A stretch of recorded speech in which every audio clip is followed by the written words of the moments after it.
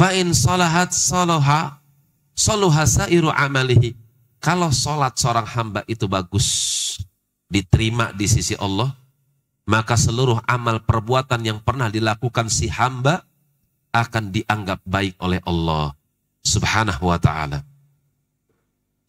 Bahkan sebagian para ulama berdasarkan hadis ini, seperti Ibnu Sirin atau Sa'id Ibnu Musayyab dari kalangan ulama tabi'in, ketika mereka ingin meriwayatkan hadis, ketika mereka ingin belajar kepada ustaz, ketika mereka ingin menimba ilmu kepada ustaz, seorang alim, seorang yang memiliki ilmu, maka dilihat dulu sholatnya. Kalau sholatnya bagus, kalau interaksinya kepada Tuhannya bagus, kalau adabnya kepada Tuhannya bagus, niscaya seluruh amal yang lain akan menjadi bagus.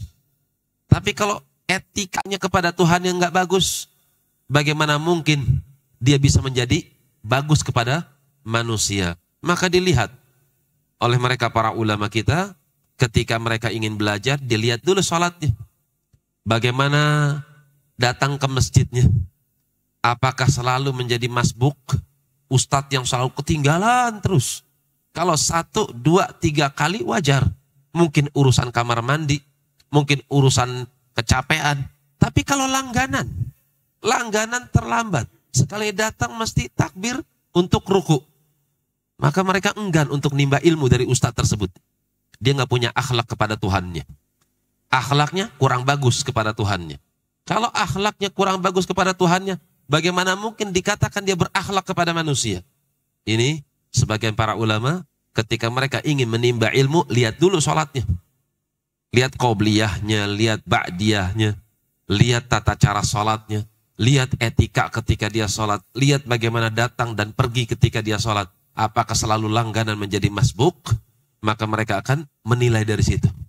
Kalau etika kepada Tuhannya bagus, maka yang lain akan menjadi bagus. Insyaallah ta'ala. Nabi mengatakan, in salahat. Kalau sholatnya bagus, saluha sairu amalihi. Maka amal yang lain akan menjadi terangkat bagus.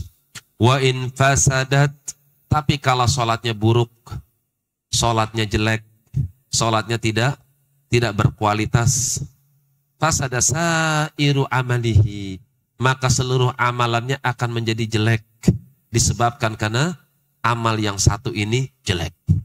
Mungkin sebagian manusia mengatakan, nggak usah bahas sholat atau enggak, atau sholat bagus atau sholat nggak bagus. Yang penting dia sudah sholat.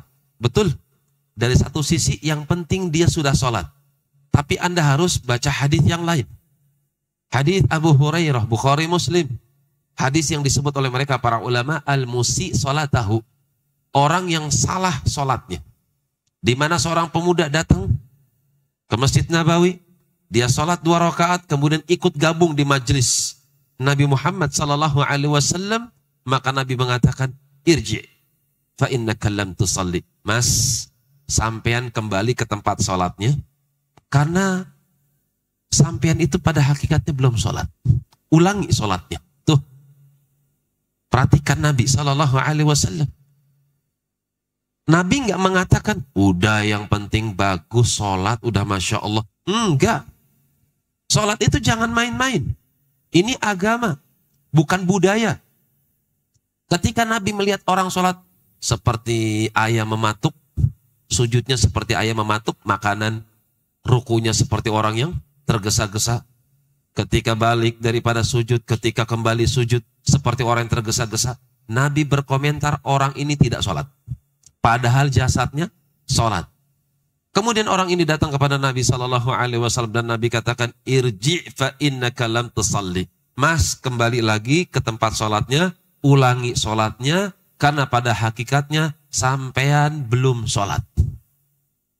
Lihat ya, Nabi kita Muhammad SAW, beliau itu ngecek, melihat amal perbuatan yang dilakukan umatnya. Kalau baik, katakan baik.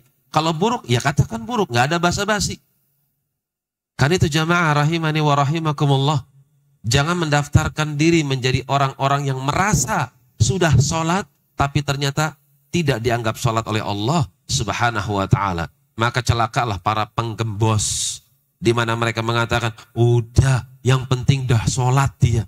Betul, bagus dia sudah sholat, tapi ketahuilah ada sekian dari sekian manusia yang mereka menegakkan sholat, tapi di sisi Allah dia belum dianggap sebagai sholat. Terus bagaimana caranya? Kita mengetahui ini sholat yang diterima, ini sholat yang tidak diterima. Pelajarilah rukun-rukunnya, pelajarilah syarat-syaratnya, dan sebagai pelengkap pelajarilah wajib dan juga sunnah-sunnah sholat.